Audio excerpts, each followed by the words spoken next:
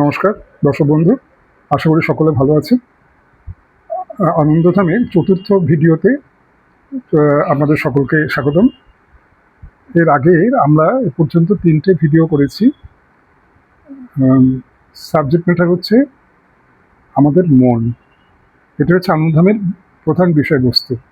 কারণ ধাম বলতে যে স্থায়ী বাসস্থান বোঝায়, সেটি আমাদের প্রকৃতি আমাদের সৃষ্টি করার সময় আমাদের অস্তিত্বের মধ্যে দিয়ে রেখেন, সেটি হচ্ছে আমাদের মন। যে মনের মধ্যে আমরা বাস করি এবং আজীবন আমৃত্যু সারা জীবন আমাদের এই মনের মধ্যেই বাস করতে হয়, মনকে নিয়ে চলতে হয়। Basically we are mind. আমাদের সামাজিক নাম একটা আছে, যাই থাকুক না কেন, বেসিক্যালি আমরা মাইন্ড। মানুষের মনই হচ্ছে মানুষের পরিচয়, কারণ মানুষের মনটি হচ্ছে উদ্ভাবনী শক্তির উৎস, শরীর নয়। তো এই নিয়ে আমরা আগের 3টে ভিডিওতে বিস্তর আলোচনা করেছি। তো আনন্দধামের বৈশিষ্ট্য আলোচ্য বিষয় হচ্ছে মন সংক্রান্ত, কারণ মনে আমাদের চালিকা শক্তি। মনকে যদি আমরা নিয়ন্ত্রণ করতে না পারি, মনকে যদি আমরা নিজেদের বশে আনতে না পারি, তাহলে আমাদের অস্তিত্বটাই নষ্ট হয়ে যায়। কারণ মনের বশ যদি আমরা হয়ে যাই, তাহলে মন যেদিকে ধাবিত হবে সেদিকে আমরা সেই মতো চিন্তার দ্বারা সেই মতো কর্ম উৎপাদন করতে থাকি, যেটা সমাজের পক্ষে ক্ষতিকর, অভিশাপ। চতুর্দিকে যত মন্দ কাজ, অনৈতিক কাজ, দুর্নীতি যা দেখি, সেগুলো সবই হচ্ছে এই কারণে হয়, অনিয়ন্ত্রিত মনের ফল। সেই জন্য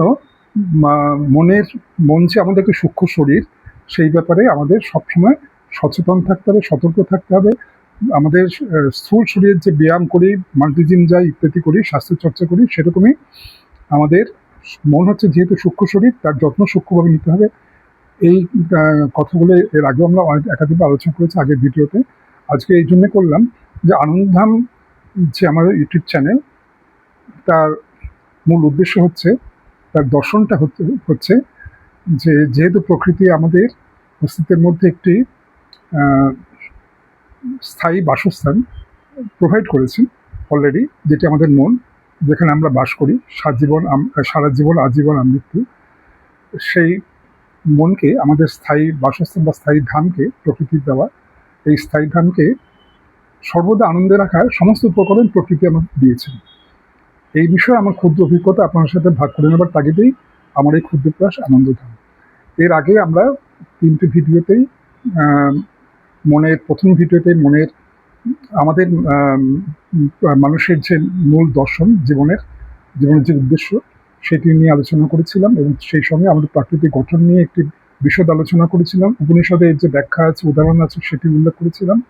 এবং দ্বিতীয় ভিডিওতে আমাদের মন নিয়ন্ত্রিত মনের শক্তি সম্বন্ধে বিশদ আলোচনা করেছিলাম। ভগবানের মুখনিসৃত বাণী এই প্রসঙ্গে যেটা আছে সেটা উল্লেখ করেছিলাম, ব্যাখ্যা করেছিলাম, এবং একাধিক উদাহরণ দিয়েছিলাম। মানুষ নিজের মনকে নিয়ন্ত্রণ দ্বারা যে অসাধ্য সাধন করে থাকে, তার একাধিক উদাহরণ আমরা আলোচনা করেছিলাম, উল্লেখ করেছিলাম দ্বিতীয় ভিডিওতে। এর আগে তৃতীয় ভিডিওতে মনকে নিয়ন্ত্রণ করার গুরুত্ব, প্রয়োজনীয়তা এবং একটি উপায় সম্বন্ধে বিশদভাবে আলোচনা করেছিলাম। যেহেতু বিষয়টি বিশদ, তাই মনকে নিয়ন্ত্রণ করার যে শাস্ত্র উপদিষ্ট পদ্ধতিগুলো আছে, সেগুলো একটি ভিডিওতে সম্পূর্ণ করা সম্ভব নয়। তাই আমার প্রত্যেকটি ভিডিওতে এক একটি পদ্ধতি নিয়ে আমি আলোচনা করছি। এর আগের তৃতীয় ভিডিওতে আমরা মনকে নিয়ন্ত্রণ করার একটি পদ্ধতি নিয়ে, সব পদ্ধতি গুরুত্বপূর্ণ মনকে নিয়ন্ত্রণ করার, যে পদ্ধতি নিয়ে এর আগে ভিডিওতে আলোচনা করেছিলাম, সেই গুরুত্বপূর্ণ পদ্ধতিটি ছিল মনকে নিয়ন্ত্রণ করার জন্যে। সেটি ছিল মনের মধ্যে সর্বপ্রথম মানসিক প্রস্তুতি, যে আমরা মনকে নিয়ন্ত্রণ করবো, তার গুরুত্বটা বুঝতে হবে, কেন করব, তার প্রয়োজনীয়তাটা কি, এবং মনকে যে নিয়ন্ত্রণ করবে এই সৎ ইচ্ছাটা আমাদের মনের মধ্যে আগে জন্ম দিতে হবে, তৈরি করতে হবে। এবং কতগুলো শাস্ত্র উপদিষ্ট অভ্যাস, নিয়মিত চর্চার মাধ্যমে আমরা আমাদের ইচ্ছা শক্তিটাকে দৃঢ় করতে পারবো। সেই প্রসঙ্গে আলোচনা করেছিলাম আমার আগের ভিডিওতে। এবং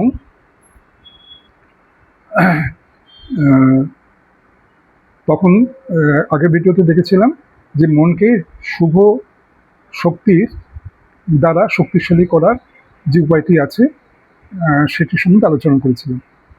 অর্থাৎ মনের মধ্যে শুভ চিন্তার উন্মেষ ঘটানো এবং একটি বৈদিক প্রার্থনার দ্বারা নিয়মিত একাধিক বা সম্ভব হলে যত বেশি পারবো আমরা সেই বৈদিক প্রার্থনাটা যদি মনের মধ্যে আমরা প্রতিদিন একাধিকবার অভ্যাস করি, তার একটা ডিরেকশন আমরা দিয়েছিলাম, একটা গাইডলাইন দিয়েছিলাম আগের ভিডিওতে, যে কতবার কীভাবে করতে হবে। সেক্ষেত্রে আমাদের মন প্রকৃতি থেকে শুভ শক্তি সংগ্রহ করতে সক্ষম হয় এবং তার দ্বারা আমাদের মন শক্তিশালী হয়। এবং সেক্ষেত্রে অনিয়ন্ত্রিত মনের প্রকৃতির কারণেই প্রকৃতিগতভাবেই শুভ অশুভ দুটো শক্তি আমাদের মনের মধ্যে প্রকৃতি থেকে প্রবেশ করে। সেক্ষেত্রে আমাদের অনিয়ন্ত্রিত মনের যে অশুভ শক্তিগুলো আছে সেগুলো মনকে প্রভাবিত করতে পারে না।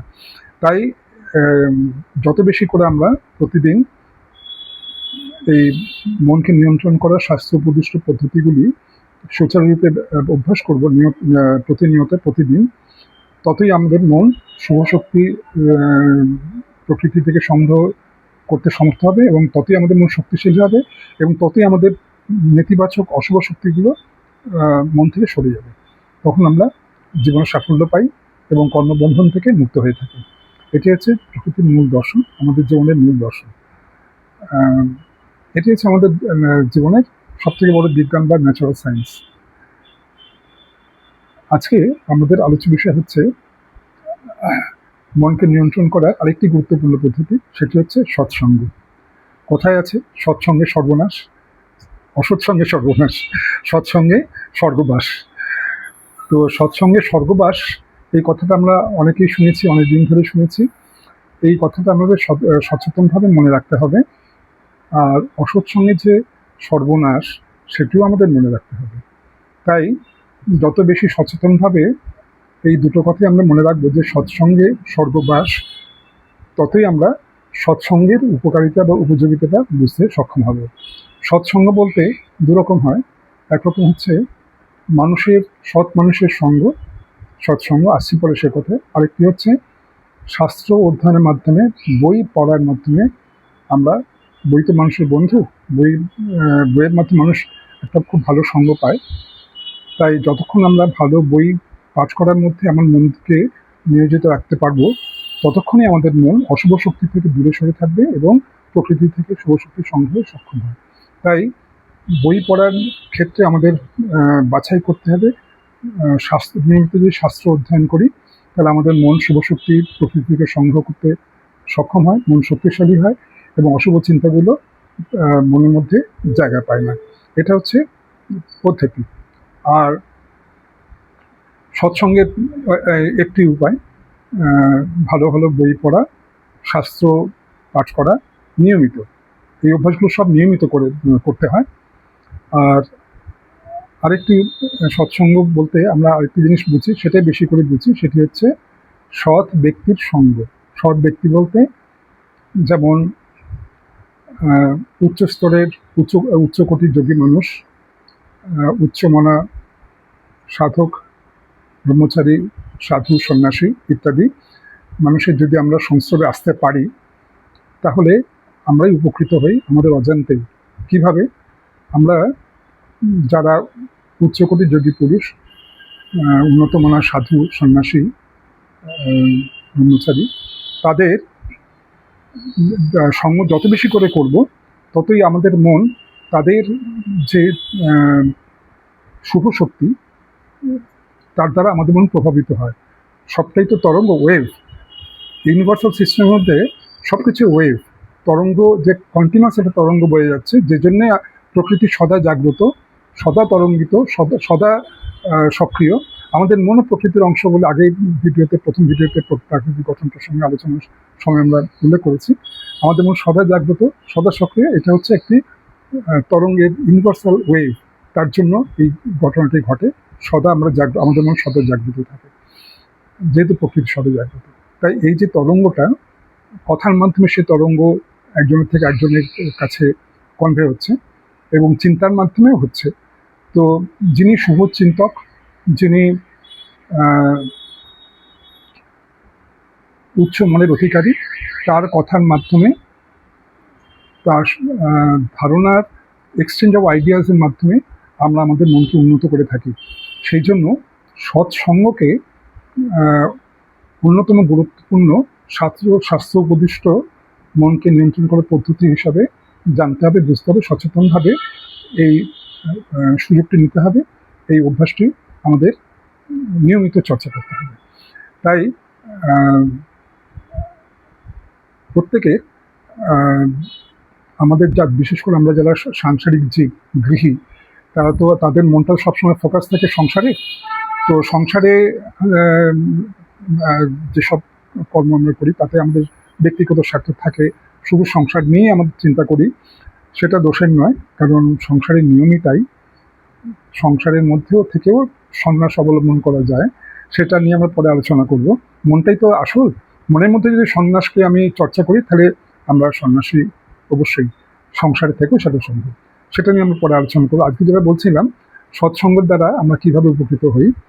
যেহেতু আমরা বিশেষ করে যারা সাংসারিক জীব বা গৃহী, তারা যেহেতু সংসার করতে আমাদের বেশি সময় চলে যায়, সংসারের জন্য পেছনেই আমাদের দিনের বেশি সময় চলে যায়। এক একজন এক একটি বৃত্তিতে, এক একটি প্রফেশনে নিয়ে আমরা ব্যস্ত থাকি। তাই আমাদের সংসার থেকে কিছুটা সময় বার করে, আমাদের প্রফেশন থেকে কিছুটা সময় আমরা বার করে আমাদের থেকে যারা উঁচু স্তরের মানুষ, উন্নত মনা সাধু, সন্ন্যাসী, সাধক, ব্রহ্মচারী যারা আছেন, তাদের সংস্রব পাওয়ার চেষ্টা করতে হবে এবং নিয়মিতভাবে সেই অভ্যাসটাকে আমাদের চর্চা করে যেতে হবে। এবং তার দ্বারা আমরা উন্নত মানের যারা সাধু, সন্ন্যাসী, সন্ত যারা আছেন, ব্রহ্মচারী, মহাপুরুষ, উন্নত যোগী মানুষ, তাদের যে ওয়েভটা আমাদের মধ্যে, তাদের কথার মাধ্যমে, চিন্তার মাধ্যমে যে আমাদের মধ্যে স্থানান্তরিত হয়, তার দ্বারা আমাদের মন উপকৃত হয়, শক্তিশালী হয়। আমরা যতটা না বুঝি তার থেকেও বেশি কার্যকরী, উইদাউট আমার নলেজ ইভেন আমাদের মন শক্তি সংগ্রহ করতে পারে প্রকৃতি থেকে। সেই জন্য সৎসঙ্গ একটি অত্যন্ত গুরুত্বপূর্ণ উপায় মনকে নিয়ন্ত্রণ করার। সেই জন্য সবসময় আমাদের মনে রাখতে হবে সেই বাংলা প্রবাদটি, সৎসঙ্গে স্বর্গবাস। তাই মনের মধ্যেই নরক, মনের মধ্যেই স্বর্গ, এই ব্যাপারটি নিয়ে আমরা মনের প্রকৃতি সম্বন্ধে যখন বিশদ আলোচনা করব পরবর্তী ভিডিও সময়ে কখনো, সেই নিয়ে আরো বিশদ আলোচনা করব। তবে এই ব্যাপারটি আমাদের সবসময় সচেতন, এই ব্যাপারে সচেতন থাকতে হবে যে মন আমাদের চালিকা শক্তি, প্রধান চালিকা শক্তি। আমরা যেন মনের বশ্যতা স্বীকার না করি, মনকে যেন সবসময় বসে আনতে পারি, বসে রাখতে পারি। মন হচ্ছে শিশুর মতো। আগের ভিডিওতে বলেছিলাম, শিশুকে যেমন ওয়েল ট্রেন্ড করার দরকার, শাসন করার দরকার হয়, ভালো স্কুলিংয়ের দরকার হয়, সেরকম মনকেও ভালো স্কুলিংয়ের জন্যে সৎসঙ্গের প্রয়োজন আছে। আজকে এই পর্যন্ত। আমাদের পরবর্তী ভিডিওতে আমরা আমাদের মনকে নিয়ন্ত্রণ করার স্বাস্থ্য উপদিষ্ট আরেকটি গুরুত্বপূর্ণ পদ্ধতি নিয়ে আলোচনা করব। সেটি হলো মনকে লালসা মুক্ত করা তথা আসক্তি শূন্য করা। একজন সাংসারিক বা গৃহী মানুষের পক্ষে এটা অত্যন্ত প্রয়োজনীয়, কিন্তু একজন সাংসারিক বা গৃহী মানুষের পক্ষে সম্পূর্ণভাবে নিজের মনকে আসক্তি শূন্য করা সম্ভব নয়। যাই হোক, এই বিষয়ে পরবর্তী ভিডিওতে একাধিক উদাহরণ সহ আমরা বিশদভাবে আলোচনা করব। তবে সৎসঙ্গ হচ্ছে অত্যন্ত উপকারী এবং শক্তিশালী একটি উপায় মনকে নিয়ন্ত্রণ করার। যেমন মহাভারতে দেখেছি পঞ্চপাণ্ডবরা শ্রীকৃষ্ণর সঙ্গ করার সুবাদে জীবনে আলটিমেটলি জয়ী হয়েছিলেন। যখন অর্জুন কুরুক্ষেত্রের যুদ্ধে মনের শক্তি হারিয়ে, বিষাদগ্রস্ত মনে যখন সিদ্ধান্ত নিলেন যে তিনি আত্মহননের পথ বেছে নিলেন, যে আমি যুদ্ধ করবো না বলে, তিনি ধনুক শ্রীকৃষ্ণের পায়ে সমর্পিত করে বললেন যে এখন যদি আমার শত্রুপক্ষ আমাকে হত্যাও করে, আমার তাদের দুঃখ নেই ইত্যাদি। তখন ভগবান শ্রীকৃষ্ণ তার সে বিখ্যাত মুখনিসৃত বাণী, গীতার 2য় অধ্যায় সাংখ্যযোগের 3য় শ্লোক, কৈবং মাস্ম গম পার্থ নৈতত্য সুপপুদ্যতে ক্ষুদ্রং হৃদয়ং দুর্বল্যং তত্ত্বপৃষ্ঠ পরন্তপ। এই বাণীর মাধ্যমে ভগবান শ্রীকৃষ্ণের অর্জুনের বন্ধু সখা, তিনি অর্জুনকে উজ্জীবিত করলেন, যার অর্থ ছিল হে পরন্তপ মানে মহাবীর। তো পার্থ বলতেন শ্রীকৃষ্ণ অর্জুনকে, প্রয়োগী মাসমা গম পার্থ, হে পার্থ, এই গুরুত্বপূর্ণ সময় তোমার মনের মধ্যে এই ক্লিবতা কোথা থেকে উদয় হলো? ক্ষুদ্রং হৃদয়ং দোলবল্লম তপ্ততিষ্ঠ পরমতপ, হে পরমতপ, হে মহাবীর, ওঠো, উত্তিষ্ঠ হও, উত্তিষ্ঠ হও, মনের হৃদয়ের ক্ষুদ্র দুর্বলতা দূর করো। তুমি ক্ষত্রিয় ধর্ম হচ্ছে যুদ্ধ করা, এটা ধর্মযুদ্ধ। তুমি অস্ত্র গ্রহণ করো, অস্ত্র তোলো এবং যুদ্ধ করো। এই তারপরে আরো কতগুলো শ্লোকের মাধ্যমে যখন শ্রীকৃষ্ণ অর্জুনকে বাস্তবতাটা বোঝাতে সক্ষম হলো, অর্জুন যখন বুঝতে পারলেন, তখনই অর্জুন উজ্জীবিত হয়ে আবার যুদ্ধে অংশগ্রহণ করতে রাজি হলেন। অর্থাৎ সৎ সঙ্গ আমাদের যে কোনো মানুষকে নানা রকম বিপদ থেকে উদ্ধার করে, তাদের বলিষ্ঠ স্বাস্থ্য উদ্দিষ্ট উপায়গুলো সম্বন্ধে আমরা পরিচিত হয়ে জানতে পারি এবং নিজেদের উদ্ধার করতে পারি। আজকে এই পর্যন্ত, পরে দেখা হবে পরবর্তী ভিডিওতে। আমার এই অনুষ্ঠান যদি আপনাদের ভালো লাগে, অনুগ্রহ করে আপনার ভিডিওটি, এই চ্যানেলটি কাইন্ডলি সাবস্ক্রাইব করবেন। সাবস্ক্রাইব একবারই করতে হয়, ওয়ান্স ফর অল। চ্যানেলটি যদি সাবস্ক্রাইব করেন তাহলে আমার পরবর্তী ভিডিওগুলো পেতে অসুবিধা হবে না, অটোমেটিকলি আপনাদের কাছে নোটিফিকেশন যাবে, আর সার্চ করতে হবে না। আর আপনাদের লাইকস পাঠাবেন, নিচে কমেন্ট বক্সে গিয়ে আপনাদের মূল্যবান সুচিন্তিত মতামত জানিয়ে আমাকে সমৃদ্ধ করবেন। যদি কোনো রকম কোনো প্রশ্ন এই বিষয়ে থেকে থাকে, অনুগ্রহ করে আমাদের সাথে যোগাযোগ করবেন। আমি আপনাদের সকলের সমস্ত প্রশ্নের উত্তর দেওয়ার যথাসাধ্য চেষ্টা করব।